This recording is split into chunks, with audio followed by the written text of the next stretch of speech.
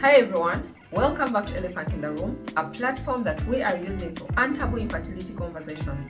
Thank you so much for watching, sharing, liking, and even subscribing to the channel. But if you've not, please subscribe, share the video with someone, because you never know who might need this information. Today I want to talk about a topic that I find interesting, and this is really about the myths, the misconceptions, but also the bloodlines when it comes to fertility treatments. So I'm going to talk about the easiest for me to explain, which is IVF. And IVF happens when they stimulate my body, my ovaries, to get eggs. They get my eggs, they harvest my husband's sperm, join them together outside the body to form an embryo. And once the embryo is formed, they put it back in my body for implantation. And really, that is what IVF is.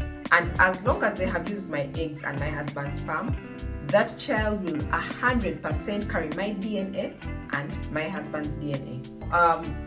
People say that doctors are creating children by using these fertility treatments, but they are supporting the reproductive system, which might be failing. So what IVF really does is it bypasses the use of the fallopian tubes, or it bypasses the fallopian tubes, because we know in the fallopian tubes is where conception happens.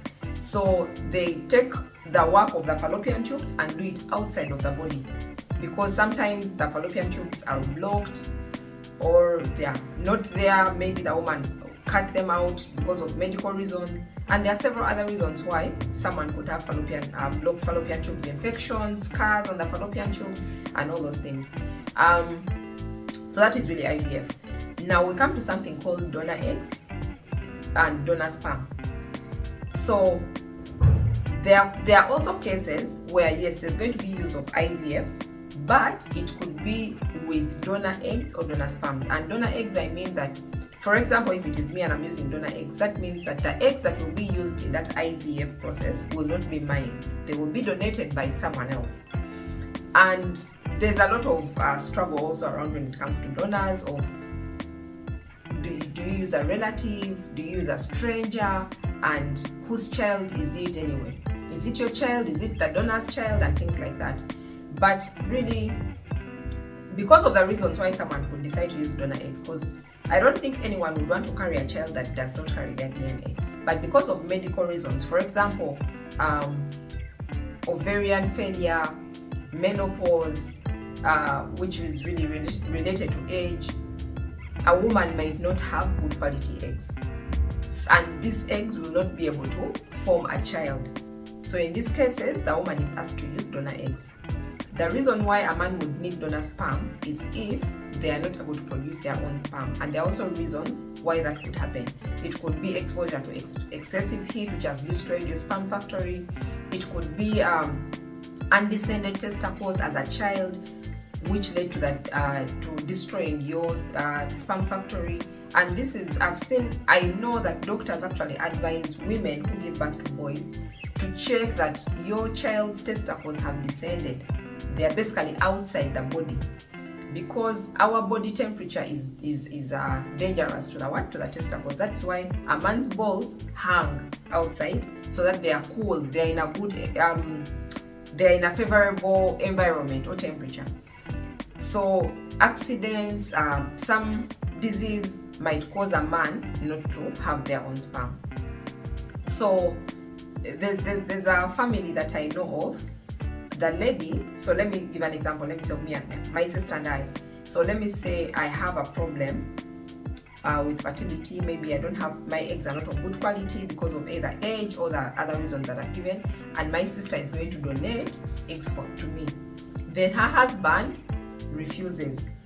So there's a bit of a struggle in this family, because the husband was like, so the children that the sister will give birth to and their own children, are they going to be sister and brother? Are they going to be cousins? What are they going to be called? And whose children will they be anyway? Because we know that the eggs will be the sister's eggs.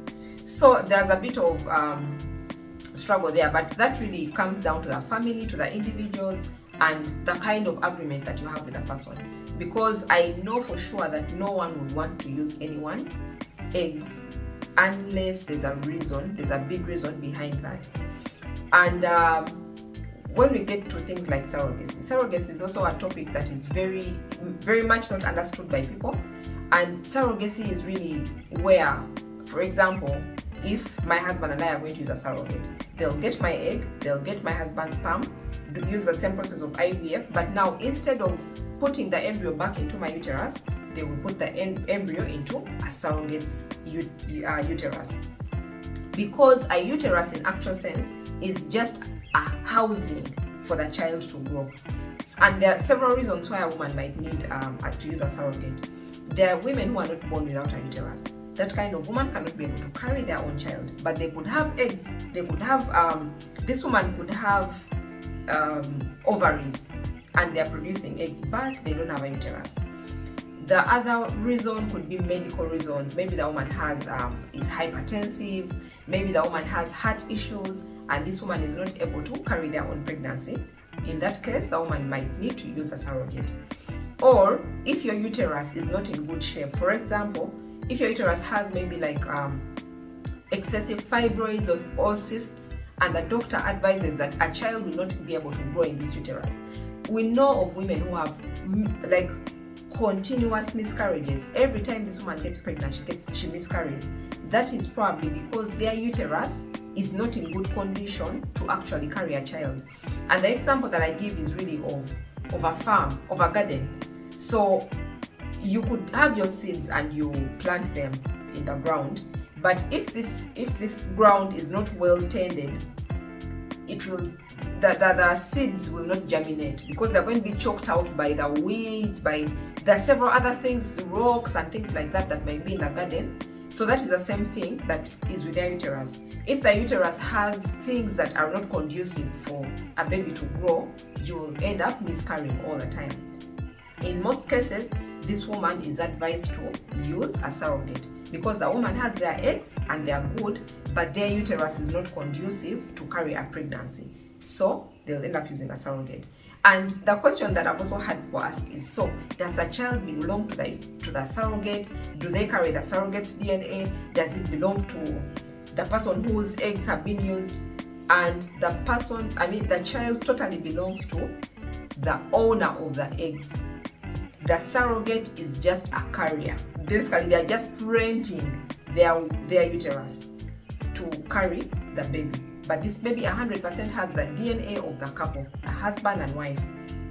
But also, sometimes the question that I have is, so is it advisable to use your relative, maybe your sister, your mom, apart from who use their mothers as their surrogates to carry this child for you? And from the few stories that I had, personally, I would not use a relative to be my surrogate. Why? There's a lot of attachment when a woman carries a baby. So this lady, actually, in most cases, maybe especially here in Uganda, the two parties will never meet. The surrogate will not meet the mother, the owner of the baby, for as long as as long as the hospital bought for you the surrogate, they will not let you meet. Why? Because there's a lot of emotion that is attached to carrying a child.